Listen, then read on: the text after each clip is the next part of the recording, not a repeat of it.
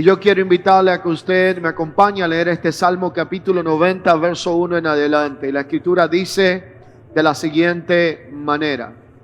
Dice: Señor, tú nos has sido refugio de generación en generación. Lea conmigo.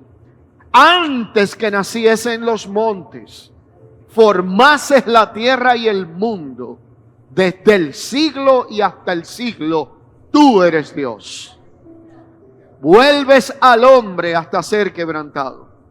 Y dices: convertíos hijos de los hombres, porque 1000 años delante de tus ojos son como el día de ayer, que pasó, y como una de las vigilias de la noche. Los arrebatas como torrente de aguas, son como sueño, como la hierba que crece en la mañana, y en la mañana florece y crece, pero en la tarde es cortada y se seca. Porque con tu furor somos consumidos, con tu ira somos turbados. Pusiste nuestras maldades delante de ti, nuestros yerros a la luz de tu rostro. Porque todos nuestros días declinan a causa de tu ira. Acabamos nuestros años como un pensamiento. Los días de nuestra edad son 70 años. Y si en los más robustos, 80 años. Con todo y su fortaleza es molestia y trabajo, porque pronto pasan y volamos. ¿Quién conocerá el poder de tu ira y tu indignación, según que debes ser temido? Enséñanos, escuche bien, enséñanos de tal modo a contar nuestros días, que traigamos al corazón sabiduría. Vuélvete, oh Señor, ¿hasta cuándo? Enséñanos a contar de tal modo nuestros días, que traigamos al corazón sabiduría.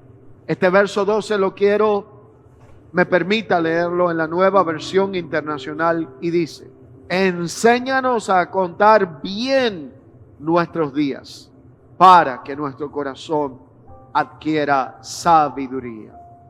Despidiendo un año con gratitud y esperanza. La realidad es que al concluir o cerrar un año es una oportunidad para uno poder mirar hacia atrás con gratitud y aprender de todas las experiencias vividas, sobre todo en el contexto espiritual, y prepararnos para una nueva temporada que se avecina. Y conocer lo que declara la Escritura cuando habla de la reflexión que hace Moisés en este Salmo capítulo 90, nos lleva a nosotros a aprender algunos aspectos que él aprendió a lo largo de su vida. Y cabe resaltar que Moisés vivió mucho más de 100 años. Por lo tanto, él pudo tener la experiencia de lo que es vivir una vida conociendo los milagros de Dios, el favor de Dios, la fidelidad de Dios y muchos aspectos relevantes.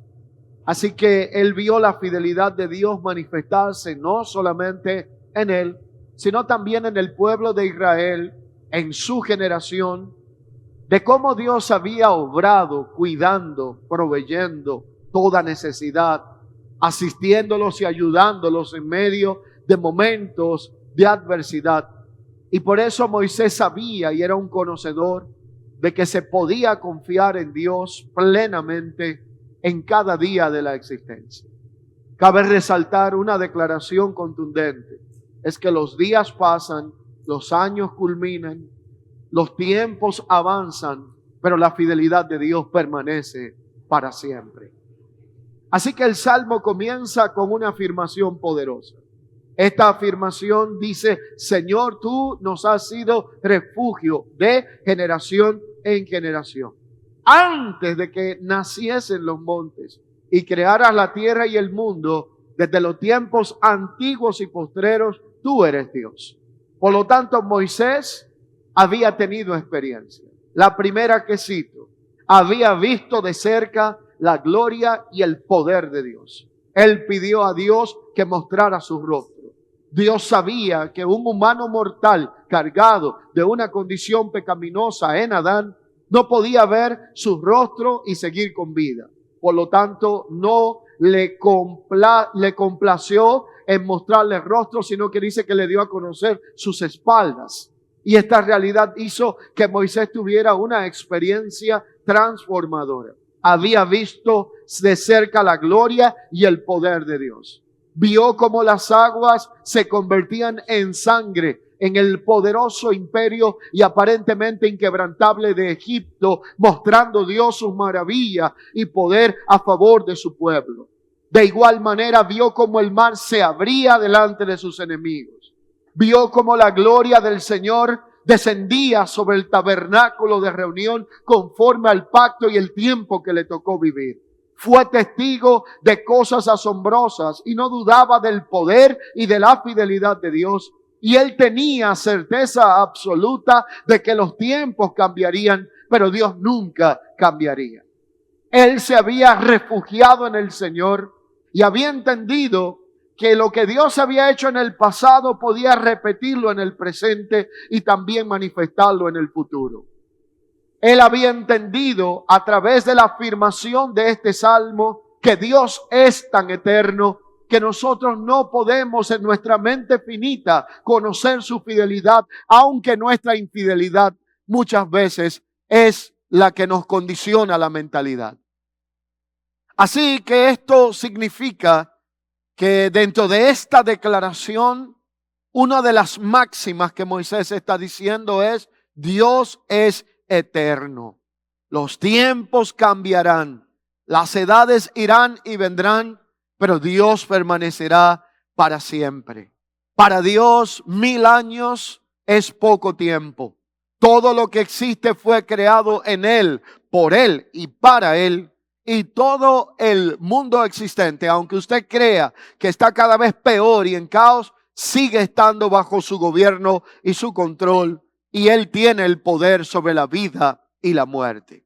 Este es el Dios verdadero, del cual usted y yo no solamente servimos, sino que después de la cruz hemos sido llamados hijos de Él. La vida del ser humano no siempre va a ser color de rosas. Vamos a tener momentos agradables y desagradables que vamos a recordar. Siempre la vida va a estar bañada de problemas, de retos y desafíos que a veces nos pueden parecer grandes cargas, pero ante todo esto la Escritura resalta: enséñanos a vivir nuestros días de tal forma que traigamos al corazón sabiduría. Diga conmigo: voy a vivir la vida a partir de hoy de tal forma que mi corazón sea lleno de sabiduría. ¿Cómo puede nuestro corazón adquirir sabiduría a medida que el tiempo va avanzando? Y es que asimismo, como este versículo atribuye una profunda reflexión sobre la brevedad de la vida, la fragilidad de la vida humana y la metáfora de contar nuestros días a medida que pasan los años, también sugiere la palabra que más que llevar un registro numérico de los días que hemos vivido, esto implica en reflexionar sobre la calidad y el significado de nuestra existencia. La vida no consiste en un afán de saber cuántos años vivo y cuántos años me quedan, más que un conteo que enumere cuántos malos momentos hemos vivido. Hay que reflexionar sobre la calidad y el significado de nuestra existencia. Y es allí donde Moisés reconoce una necesidad de una perspectiva eterna para poder comprender y vivir plenamente en el tiempo que nos ha tocado habitar en este mundo. Allí es donde la solicitud se hace latente y dice: Señor, enséñanos a vivir nuestros días. Y esa comprensión de la vida es aplicada a cómo nosotros tomamos decisiones. Es aplicada a la conducta diaria que tenemos. Es aplicada a cada momento que enfrentamos en nuestra existencia. Vivir con sabiduría. Vivir con sabiduría implica varios aspectos. El primero de ellos se llama la sabiduría práctica. Y la sabiduría práctica nos otorga una capacidad de la cual muchos seres humanos adolecen.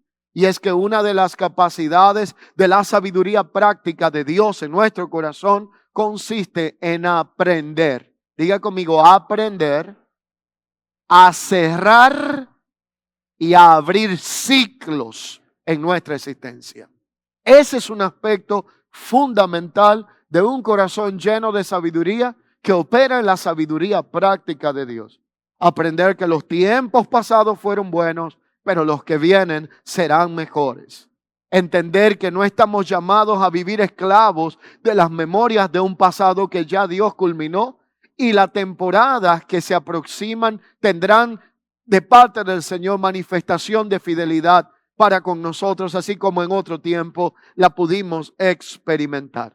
Así que la capacidad de cerrar y abrir ciclos es una que tenemos que procurar en nuestra existencia. Y hemos hablado muchas veces de esta palabra ciclo. Es una palabra probablemente muy conocida en nuestro lenguaje y usada con frecuencia. Pero vamos a ver lo que es la definición de un ciclo. Y es que un ciclo se refiere a una secuencia de eventos o fenómenos que se repiten en un orden en específico. En término amplio, un ciclo puede ser una serie de etapas, fases que conducen a un punto de inicio, creando un patrón repetitivo. Así que en un ciclo podemos ver repetir escenas, podemos ver repetir acontecimientos, y usted y yo tenemos que entender que en el contexto de la vida espiritual, un ciclo puede representar periodos que tienen que ver con desafíos, cambios, crecimiento y renovación. Voy a repetir, en el ámbito del espíritu, un ciclo tiene que ver con desafíos, cambios, periodos o etapas de renovación. Y cerrar y abrir ciclos, según la Biblia, requiere de algunos pasos importantes. Voy a hablar primeramente de lo que es cerrar ciclo, porque atañe en este momento conforme a un año que culmina en pocas horas en este día. Así que usted y yo tenemos que comenzar a identificar ciclos que tienen que ser cerrados en nuestra vida para poder lograr ese crecimiento que Dios está expectando de nosotros, esos cambios que Dios quiere hacer en nuestra vida, esos desafíos que se aproximan, pero esa renovación que inicia en nuestro entendimiento. Así que si hablamos de cerrar ciclos, según la Biblia, el primer paso para cerrar ciclos conforme a un corazón lleno de sabiduría inicia con arrepentimiento y perdón. Cuando hablamos en el ámbito espiritual de cerrar un ciclo de existencia, debemos de considerar que cerrar un ciclo en términos espirituales a menudo implica arrepentimiento de las acciones equivocadas que hemos tenido en la vida y aprender a procurar que el perdón de Dios nos ayude a superar etapas donde caminamos en una dirección diferente al propósito de Dios o nuestras acciones fueron contrarias a la voluntad de Dios. Y quiero aquí repetir esto: procurar el perdón de Dios en el sano contexto y máxima expresión en nuestra vida. Y es que cuando hablamos del perdón, este es un tema muy amplio. Muchas personas consideran que cuando hablamos de perdonar solamente es identificar a alguien que te ha ofendido o te ha hecho pasar un mal momento. Pero muchas veces nosotros necesitamos practicar el perdón con alguien con quien manifestamos muchas veces crueldad y no nos damos cuenta, y es con nosotros mismos. El autosabotaje, el torturarse continuamente por los errores cometidos, las decisiones que debimos de tomar y no tomamos, aquellas que probablemente pudimos haberla tomado de una forma diferente, pero no lo hicimos, y las veces que caminamos contrario a la voluntad de Dios, demanda una práctica de perdón primeramente en nosotros mismos. No podemos ser libres y caminar en libertad en Cristo si perdonamos a los demás, pero nosotros mismos vivimos siendo esclavos de nuestros propios errores y decisiones tomadas. Pero ese arrepentimiento no es simplemente un cambio de dirección, conlleva un cambio de mentalidad.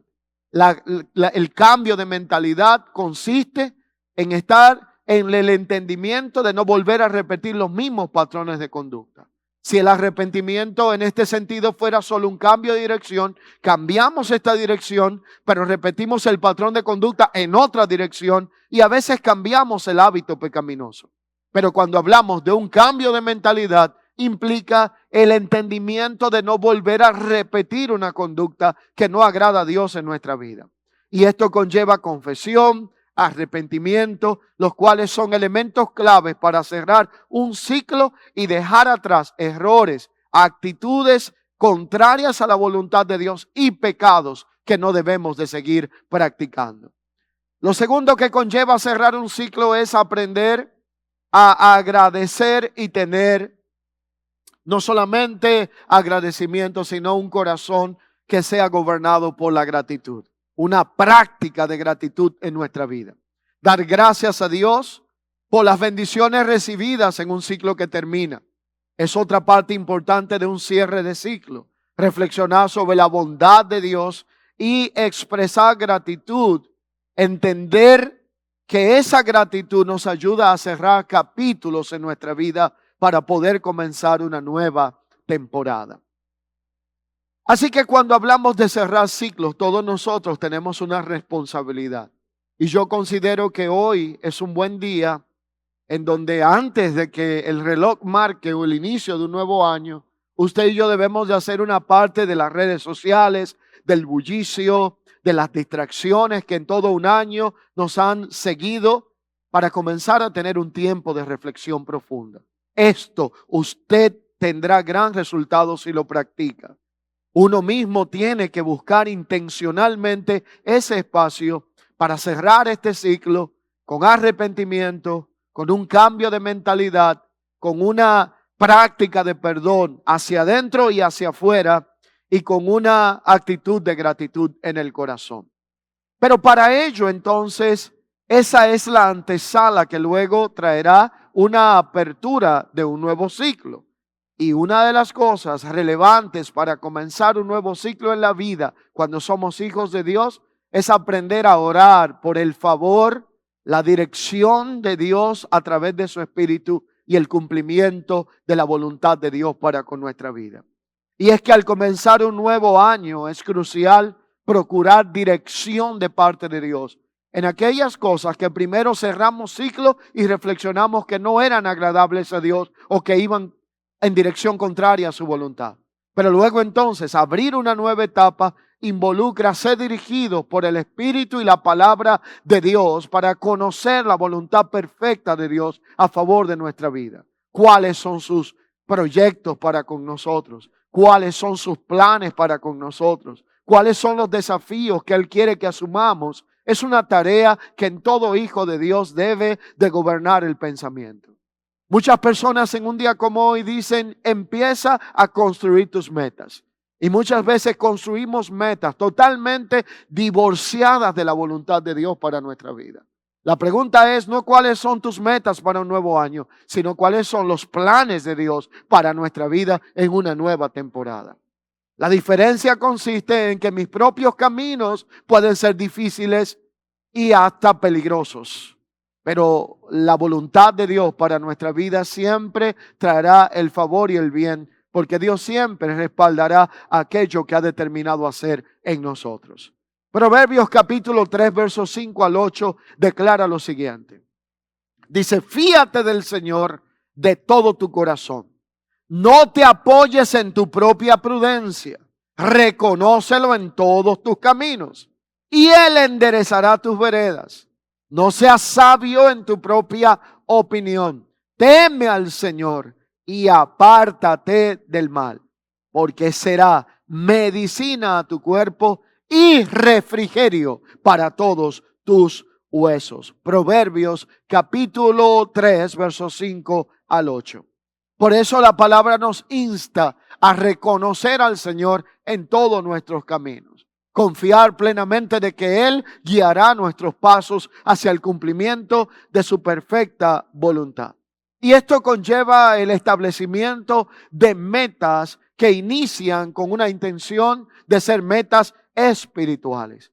Probablemente usted tenga muchos proyectos, probablemente tengamos muchas ideas en la mente. Pero yo garantizo que cuando acatamos lo que declara la Escritura en Mateo 6:33, cuando dice buscad primeramente el reino de Dios y su justicia y todo lo demás será añadido. Si nosotros priorizamos tener metas espirituales en nuestra vida, vamos a lograr grandes resultados. ¿Cómo yo voy a incrementar el tiempo de comunión con Dios en mi vida? ¿Cómo desconectarme cada vez más en esta nueva temporada de distracciones que me robaron el enfoque y la comunión con el Señor? Es un establecimiento de metas espirituales que todos en algún momento debemos de atender. Abrir un nuevo ciclo implica establecer metas que reflejen el deseo de crecimiento espiritual. Estas metas pueden incluir áreas como el servicio a Dios, la oración, el estudio de la palabra de Dios. Pero un aspecto que no se nos debe de olvidar es el practicar la bondad de Dios a través de nuestra vida. Cómo ser un instrumento de bendición que pueda reflejar el corazón de Dios aún más en este nuevo año que se aproxima. Y para ello necesitamos entonces vivir con esperanza y confianza en el Señor. Y es que mirar hacia adelante con esperanza y confianza puesta en el Señor va a abrir un nuevo ciclo recordando las promesas de Dios y confiando en la fidelidad de Dios para poder enfrentar los días que se aproximan y los desafíos que tenemos por delante. Allí entonces viene un aspecto muy importante en nuestra vida, que se llama renovación y transformación. Abrir un ciclo es una oportunidad para buscar renovar nuestro entendimiento, renovar actitudes y patrones de conducta, pero sustituirlos por aquellos que van conforme al pensamiento de Dios para nuestra vida. Esto garantiza transformación espiritual. Para ello, Romanos capítulo 12, verso 2, nos insta de manera puntual a ser transformados, iniciando por medio de la renovación de nuestro entendimiento. Así que cerrar ciclos a través de lo que declara la palabra implica algunos aspectos que voy a reiterar en esta hora. Hablamos de arrepentimiento, diga conmigo arrepentimiento. Implica perdón, gratitud, aprendizaje, oración, establecimiento de metas, confianza en Dios y renovación espiritual. Voy a desglosar la aplicación práctica de algunos de ellos. Número 1, arrepentimiento. Si usted es de lo que toma nota, escriba al lado cambio de mentalidad. 2, gratitud por todo lo que entendemos y aún por lo que no logramos entender. 3, aprendizaje. ¿Cuáles son las lecciones espirituales que Dios ha traído a mi vida en esta temporada? 4, oración.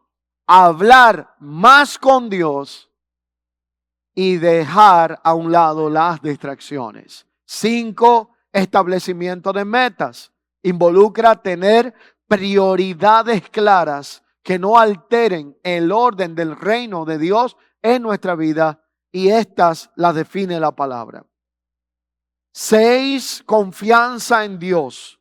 Aprender a descansar en el Señor, cual sea la realidad y circunstancia que estemos enfrentando. Y 7, renovación espiritual, la cual viene por medio de la palabra de Dios a nuestra vida.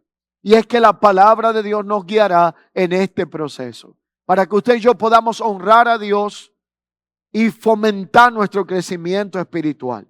Así que al fin e inicio de un año existen realidades que van a ocupar de una forma u otra nuestra mentalidad y nuestro pensamiento. Por eso fue que el escritor de este salmo dice: enséñanos a contar nuestros días. Y contar nuestros días implica reflexionar en algunos aspectos relevantes. Y uno que no puede hacer otra persona por uno, pero uno sí puede inventarizar es cómo hemos usado nuestro tiempo. Yo le pregunto a usted, se ha puesto y se ha detenido a pensar en algún momento en cómo hemos invertido un año que no podremos repetir, cómo estamos usando nuestro tiempo y cómo hemos de eficientizarlo para una temporada nueva en nuestra vida? Preguntas intencionales. ¿Hemos invertido nuestras fuerzas y energía en lo que realmente tiene valor e importa para el Señor? Segunda, ¿hemos vivido con propósito y significado nuestra vida correspondiendo a la palabra que ha sido depositada en nuestros corazones? Son aspectos que usted y yo tendremos que evaluar. Adquirir sabiduría nos ayuda a aprender lecciones valiosas tales como: ¿qué decisiones de las que he tomado en este último tiempo han sido decisiones sabias y dignas de repetir? ¿Cuáles decisiones han sido insensatas y debo de identificar para no volver a repetirla en un ciclo de existencia? ¿Dónde podríamos haber aplicado mejor la sabiduría divina en nuestra vida? ¿En qué área y en qué aspecto? Pero allí el contar nuestros días implica una nueva oportunidad para establecer metas conforme a la voluntad de Dios, tener prioridades claras, poder tener también una idea más sabia de cómo invertir nuestro tiempo a alinearnos al propósito de Dios para nuestras vidas. Y es que adquirir sabiduría, esa sabiduría que es divina, la Biblia dice que si alguno se encuentra falto de sabiduría, se atreva a pedirla a Dios, el cual la dará, pero no escasamente, sino abundantemente y sin reproche, por lo cual implica que pedir de esta sabiduría es parte de la idea que Dios está expectando para con nosotros, y quienes pidieron sabiduría en otro tiempo fueron altamente recompensados. Cito el ejemplo de Salomón. En vez de pedir muchas otras cosas, en un momento de una gran oportunidad, Salomón se atrevió a pedirle a Dios sabiduría. Y Dios le dio una sabiduría tal que muy pocos tenían sobre la faz de la tierra, porque Dios está en la disposición de darnos de su sabiduría abundantemente y sin reproche. Pero esto implica que esa sabiduría no solamente se enfoca en el presente y en el futuro. Esta sabiduría aprende a mirar hacia atrás, pero no para buscar aspectos de inculpar nuestra vida, de vivir frustrados por lo que no logramos o por los errores cometidos, sino aprender de las lecciones que la vida nos ha dejado. Y es que mirar hacia atrás tiene que hacerse desde una posición de gratitud y aprendizaje. Esa gratitud y aprendizaje conlleva a tomar decisiones que no repitan patrones inadecuados en nuestra vida. ¿Cuáles decisiones hemos tomado en este año que fueron contrarias a la voluntad de Dios? ¿Cómo vamos a hacerlo cuando la oportunidad se nos ponga por delante? ¿Lo vamos a hacer mejor? ¿Lo vamos a hacer de la misma forma? ¿O lo vamos a hacer con un entendimiento de que la sabiduría de Dios nos va a guiar para poder tomar decisiones mucho más precisas y certeras en nuestra existencia? ¿Y cuándo definimos esta gratitud? Hablamos de que gratitud implica un sentimiento de valoración. Estima que expresa gracias por el bien recibido, ya sea espiritual o material. Allí esto se manifiesta en el deseo voluntario de que a través de la palabra y a través de un gesto usted puede expresar gratitud, pero sobre todo un corazón agradecido es algo que agrada al Señor. Por eso el principal fruto de la gratitud es aprender a vivir agradecido. Vivir agradecido tanto por lo que entendemos como por lo que no logramos entender. La gratitud que se practica de manera vertical y horizontal implica gratitud para con los hombres, pero también una gratitud para con Dios. Una gratitud para con Dios vertical, una gratitud para con los hombres de manera horizontal. ¿Cómo yo expreso acción de gracia por todo lo recibido? ¿Se ha puesto usted a pensar cuántas veces el Señor ha favorecido nuestra vida en un año, en momentos que usted y yo hemos estado conscientes o inconscientemente? Pero también se ha puesto usted a pensar cuántas personas se han convertido en instrumentos de bendición de parte de Dios para nuestras vidas. Ese mensaje que no estábamos esperando, esa llamada que no teníamos pendiente, ese favor, esa declaración, ese cuidado, ese amor, esa entrega, ese servicio que todos disfrutamos a diario, de alguna forma u otra, debe de expresar gratitud para con otros. Yo particularmente tengo muchas razones para darle gracias al Señor por muchas vidas de personas que probablemente a veces uno no tiene la oportunidad de expresarle a cada momento lo que hacen. Pero tenemos que reconocer que si no fuese por el que Dios ha usado instrumentos para bendecir nuestra vida, muchos de nosotros ni siquiera estuviéramos hoy de la forma en que estamos. Tuve una experiencia hace unos días. Estaba en un lugar y acostumbro a que cuando estoy en un restaurante, cada vez que una persona me sirve, si me trae un vaso con algo, le doy las gracias. Si vuelve y trae otro plato, le doy las gracias. Si vuelve y hace otra cosa, hasta el final, cuando está recogiendo todo, le doy las gracias. No me da ningún tipo de vergüenza que piensa que soy redundante o cualquier cosa. Y en una de estas ocasiones estaba en un lugar y practiqué este principio. Y alguien que estaba conmigo me dice: pastor, yo quiero hacerle una pregunta. En lo que tenemos en la mesa, yo creo que yo perdí la cuenta de cuántas veces usted le ha dado la gracia a este caballero. ¿Por qué tantas veces gracias si ya lo hizo una y otra vez? Y yo le dije, por una razón. Ese hombre podía haber estado sentado de este lado y usted y yo sirviendo a la mesa del lado que él está. Probablemente fuera su deseo, pero no es así. Así que usted y yo estamos aquí y no hay dinero del mundo que pague lo que él está haciendo. Cómo nosotros practicamos gratitud habla de lo que está lleno nuestro corazón. ¿Se ha puesto usted a pensar a cuántas personas usted debe de expresar gratitud en este día? ¿Cuántas personas que están a diario en nuestros hogares descuidan sus hijos para cuidar los nuestros? No cocinan en su hogar para cocinar en los de nosotros. Probablemente aquellos que nos sirven desde la posición del anonimato. Otros que oran por nosotros, nos bendicen sin nosotros ni siquiera saberlo. Creo que la vida se compone de una actitud, de un corazón agradecido. Pero cuando este sentimiento de gratitud se expresa en la palabra, esto no se expresa como una obligación, porque una gratitud obligada y forzosa no es gratitud, sino como una acción espontánea que revela la realidad de un corazón entendido de lo que es la gracia de Dios en nuestra vida. Probablemente usted dirá, ¿por qué dar gracias por la casa que tengo, por el techo que tengo, por el sustento que tengo, si yo trabajo fuertemente para poder alcanzarlo? Pero hay otros que trabajan fuertemente y no tienen lo que usted y yo tenemos. ¿Cuál será el factor que determina la diferencia? Es que el favor y la gracia de Dios en nuestra vida hacen que todo aquello cuanto usted emprenda sea prosperado por el Señor, y debemos de tener una actitud de gratitud para con Él. Así que allí, con esta condición y actitud de gratitud, cultivamos lo que se llama la esperanza. La esperanza, desde una perspectiva bíblica, expresa una confianza segura y expectante en la fidelidad y el poder de Dios a favor de nuestra vida.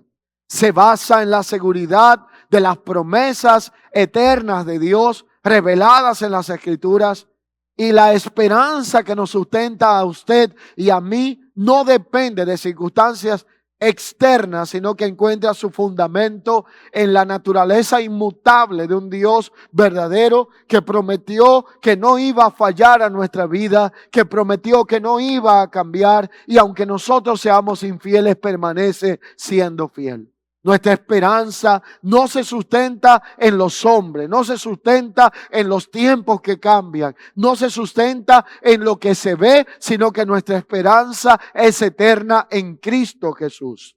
Por eso, cuando vemos un año en perspectiva, miramos atrás, miramos adelante, tenemos mucho que agradecer, pero también tenemos mucho que confiar. Y eso implica reflexionar sobre estos eventos significativos que concluyen, reconocer todo lo que podemos enumerar y agradecer de parte de Dios, pero también los grandes desafíos que debemos de enfrentar. ¿Y qué nos dice la Biblia al respecto? Filipenses capítulo 4, versículo 6 en adelante dice: por nada estéis afanosos. Lea conmigo esto si lo sabe, o cítelo por lo menos. Por nada, sea grande, pequeño, conocido o no, por nada estéis afanosos, sino sean conocidas todas vuestras peticiones delante de Dios en toda ¿qué? Oración y ruego y con acción de gracias, y la paz de Dios que sobrepasa todo entendimiento, escuche bien, todo entendimiento, guardará vuestros corazones y vuestros pensamientos en Cristo Jesús. Y hay tres realidades que nos deja el año que culmina como lecciones espirituales. La primera se llama la fidelidad de Dios en medio de las pruebas y los procesos vividos en este año que culmina. Segunda de Timoteo capítulo 2 verso 13 dice: si somos infieles, Dios permanece siendo fiel, porque Dios no puede negarse a sí mismo. La segunda lección espiritual que un año que concluye nos deja, habla sobre la importancia de aprender a confiar en Dios aún en medio de cualquier circunstancia. Proverbio 3 del 5 al 6, ya leído, dice: confía en el Señor con todo tu corazón y no te apoyes en tu propia prudencia. Reconócelo en todos tus caminos y Él enderezará tus veredas.